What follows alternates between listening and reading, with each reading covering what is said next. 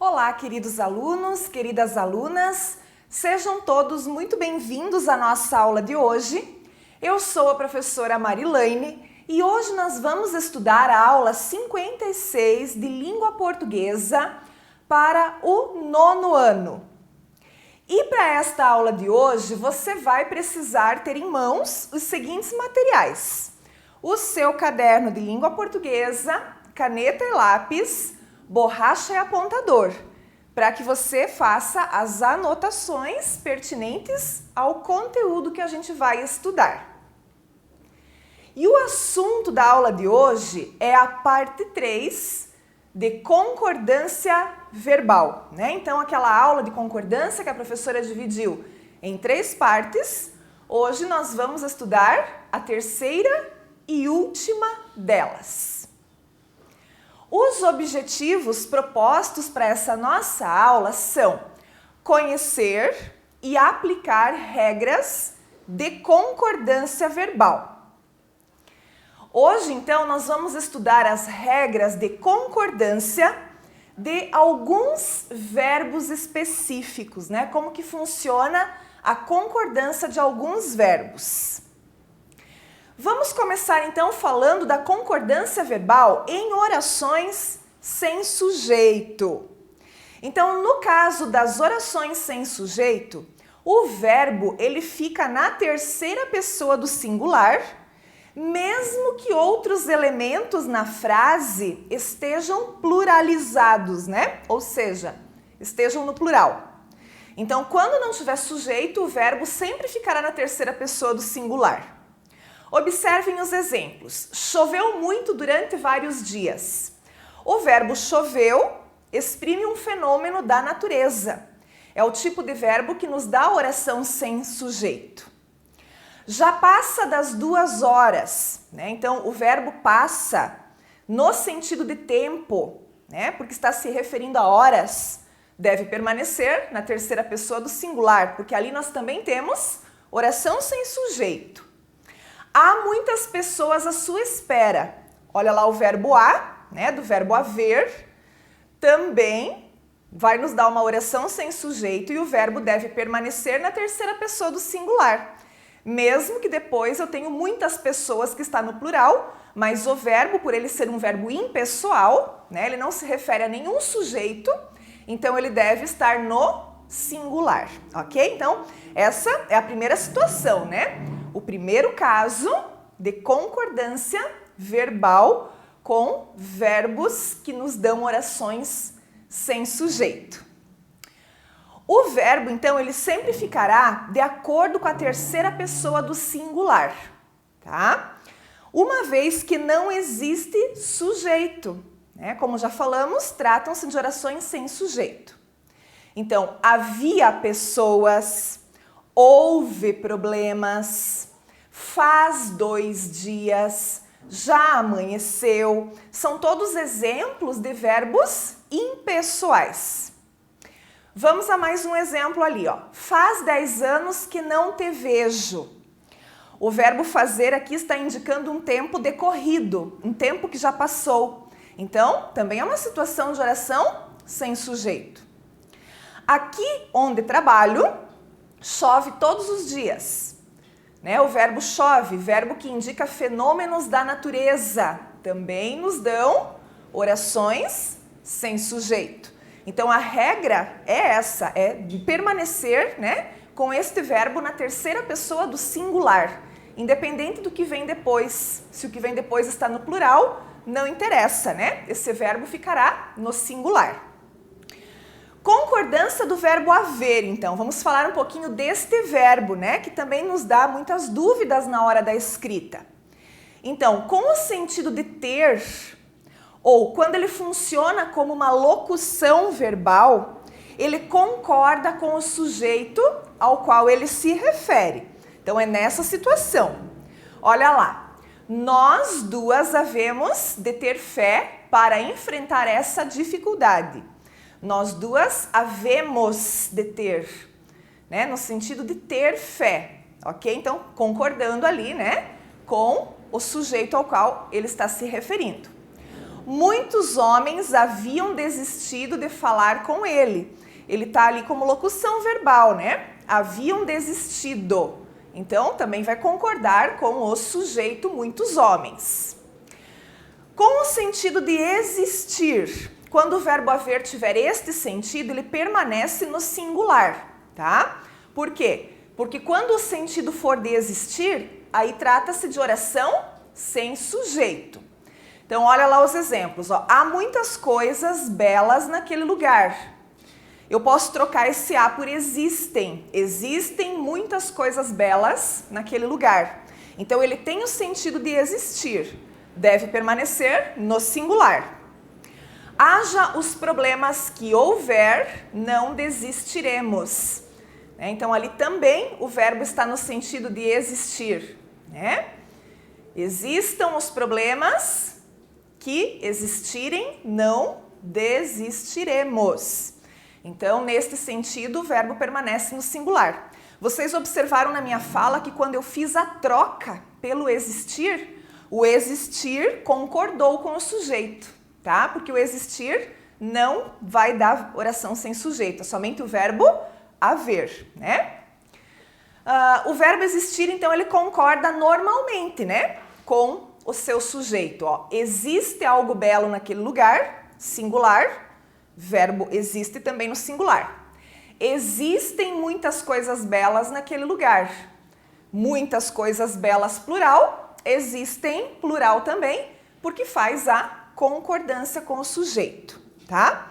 Então, se eu troco pelo verbo existir, o existir precisa concordar com o sujeito. Vamos agora falar da concordância dentro de uma locução verbal. Então, quando ocorre uma locução verbal, né? Quando o verbo auxiliar acompanha um verbo principal, apenas o verbo auxiliar é que vai concordar com o sujeito. Então, vamos prestar atenção aqui qual é o verbo auxiliar dentro destas orações. O diretor e a coordenadora poderiam fazer mais reuniões. Poderiam fazer é a locução verbal. Eu só fiz a concordância do verbo auxiliar, que é o poderiam, ok? Esse poderiam está concordando com o diretor e a coordenadora. Tu deves encomendar muitos doces para a festa. Deves encomendar, locução verbal. Então, eu fiz a concordância do verbo auxiliar, que é o deves, que está concordando com o sujeito tu, ok? Então, sempre observar no caso da locução verbal, você só vai flexionar, você só vai fazer a concordância com o verbo auxiliar, né? O outro permanece inalterado. Verbo com o pronome apassivador se. Vamos ver então, né? O que acontece nessa situação. Quando eu tenho aquela partícula se, que a gente chama de pronome apassivador. Ele concorda normalmente com o sujeito. Então, olha lá as orações. Vendem-se tapiocas fresquinhas. Vendem-se, plural.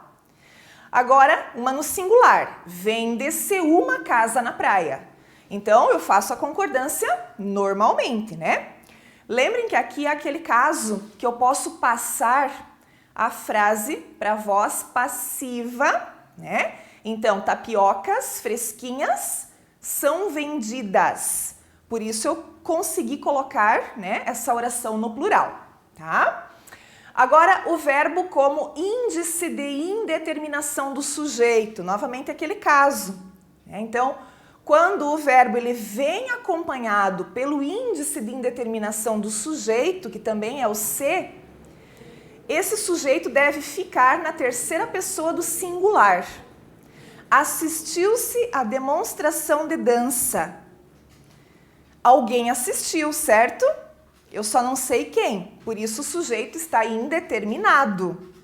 Como é a demonstração, né, singular, o verbo também está no singular, terceira pessoa.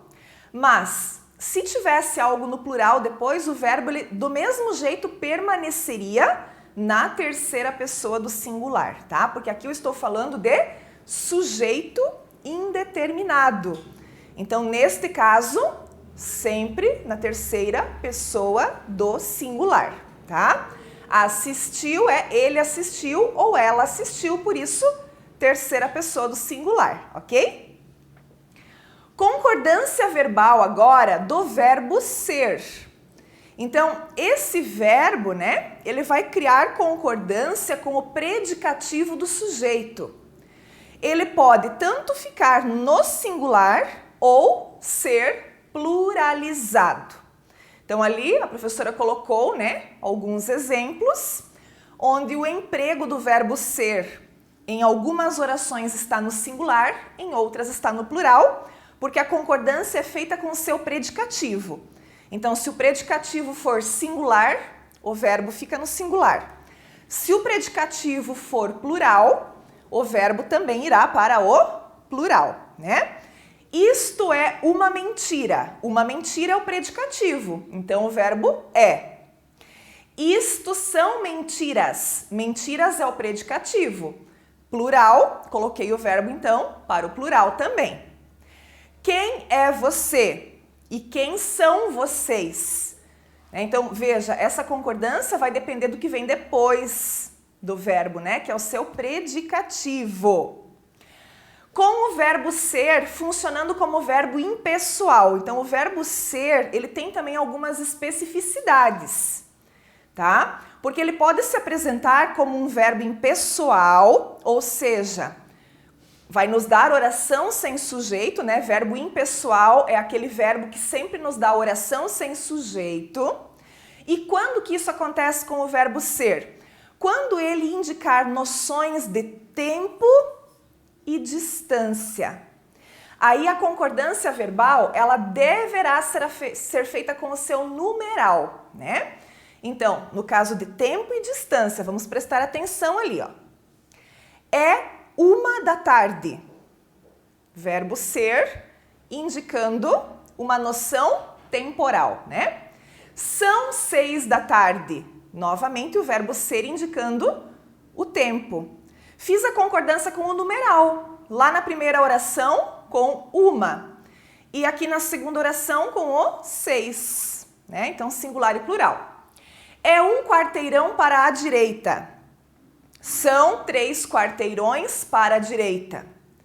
Aqui eu tenho o verbo ser indicando distância, né? Tá falando em quarteirão, então, noção de distância. 1 quarteirão, singular, então, é 1 quarteirão. 3 quarteirões, plural, portanto, são 3 quarteirões, ok? Hoje é 1º de setembro. Hoje são 12 de setembro. Aqui eu tenho o quê? Indicação de datas, que também é uma noção temporal, né? Então, primeiro é um só. Vou colocar o verbo no singular. Hoje é 1º. Já 12 representa plural. Então, o verbo no plural também. Hoje são 12 de setembro, né? Hoje, na verdade, são 25 de agosto, né? Muito bem. Uma observação aqui. Com a utilização da palavra dia nas datas, o verbo vai ficar no singular. Então, essa é uma especificidade aqui também. Se eu colocar a palavra dia, né? Eu devo permanecer com o verbo no singular, independente se depois é um número que indica plural. Hoje é dia 12 de setembro, né? Se eu dissesse sem a palavra dia, seria hoje são 12 de setembro. Mas com a palavra dia, o verbo ficará sempre no singular, tá? Muito bem.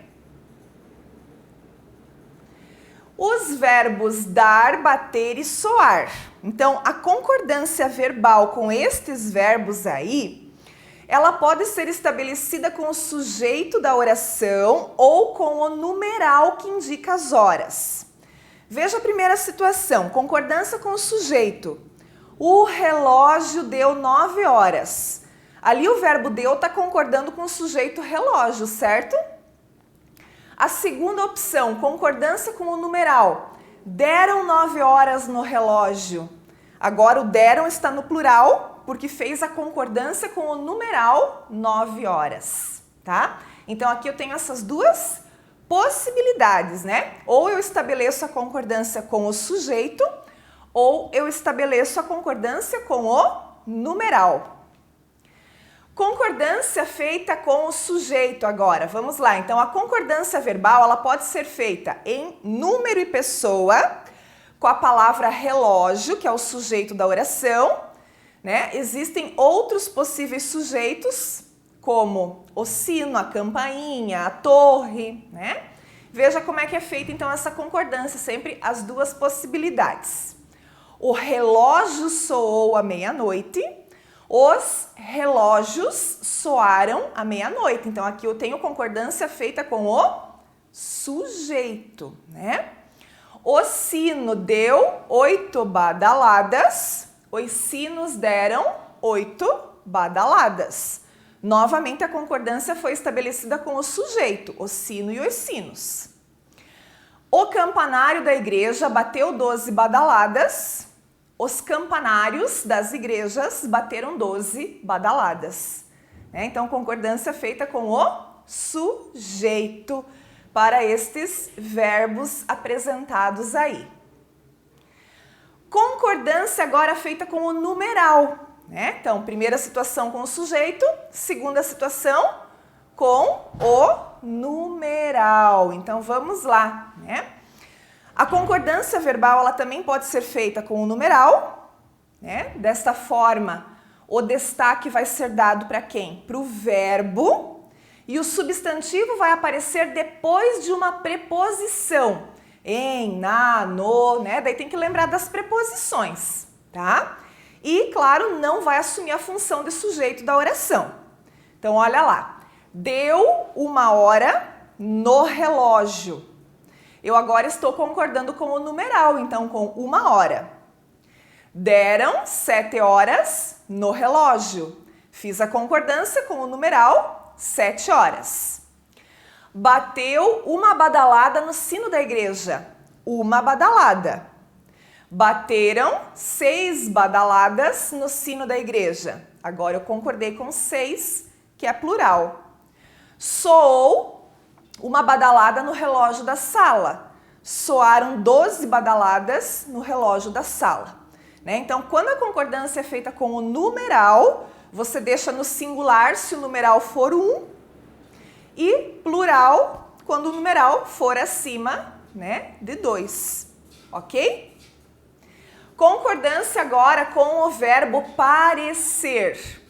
Então, nas construções em que o verbo parecer aparece conjugado com um verbo no modo infinitivo, a concordância verbal ela pode ser feita também de duas formas. Pode ocorrer apenas a flexão do verbo parecer ou apenas a flexão do verbo no infinitivo. Então, essas duas possibilidades serão aceitas. O que é considerado erro? Quando a gente faz a flexão dos dois verbos em simultâneo. Então, tem lá o verbo parecer, mais um outro verbo, e eu acabo flexionando os dois para o plural. Aí está errado. Então, ou eu coloco parecer no plural, ou o outro verbo que está no infinitivo. Vamos ver exemplos. O cachorro parecia entender a dona. Parecia entender. Tem uma locução verbal ali, tá? E essa locução ela é formada pelo verbo parecer mais um verbo no infinitivo que é o entender. Como é que fica, então, passando essa oração para o plural? Os cachorros pareciam entender a dona. O que eu fiz? Eu flexionei o verbo parecer. Se eu optei por flexionar o verbo parecer para o plural, eu deixo o entender lá quietinho na forma dele no infinitivo, não mexo, ok? Ou ainda, eu tenho essa outra possibilidade. Os cachorros pareciam entenderem a dona. Aqui eu flexionei o quê? Eu flexionei o verbo no infinitivo, que é o entenderem. Essa oração parece que nos soa meio estranha, né? Mas ela existe, ela é correta. Então, se você optar por flexionar o verbo no infinitivo, você deixa o verbo parecer no singular, ok? Então, pareciam entenderem é uma forma errada. Essa eu não posso usar, não posso flexionar os dois verbos, tá? Eu não devo colocar no plural essas duas formas verbais. Isso, então, ocorre com este verbo em específico, que é o verbo parecer, formando locução verbal com um outro verbo no infinitivo, certo? Bastante regrinhas, anotou tudo isso aí? Muito importante, né, pessoal? Então agora você vai para os exercícios desta aula, aplicar as regrinhas de concordância verbal, né, que você aprendeu hoje, e nós nos vemos nas próximas aulas. Muito obrigada pela sua atenção. Até mais!